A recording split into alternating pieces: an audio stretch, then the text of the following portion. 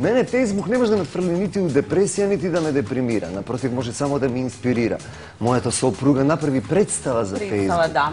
Значи, Фейсбук може само да те инспирира, не може да те депримира.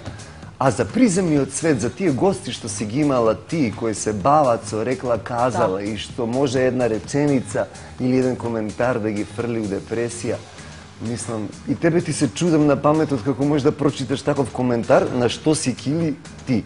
Јас сепак ги почитувам моите гости кои што ги поставуваат прашањата на групата Статус. Ти почиташ твоите гости.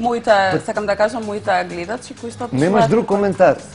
Осим тој. Секако поред ги читам како нели претходно имаше и друго прашање. Па малце ти е ступиден коментарот. Мислам, што сака да објасни тоа? Владимир, не знам, јас не одговарам токму за него.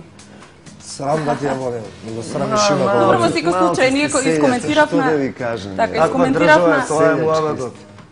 Искоментиравме Нема да се пркнеме ни уметници да викат. Во нашето студио е сепак пријатно и во односно тоа да, има потреба или да коментираме. Али ти како нешто професионалец мораш да одлучиш што ќе прочиташ. Не можеш на секоја будала и на секој селјак да читаш коментар. Што ако некој напише се сакам да ти го зачукам у уста, ти ќе го прочиташ тоа?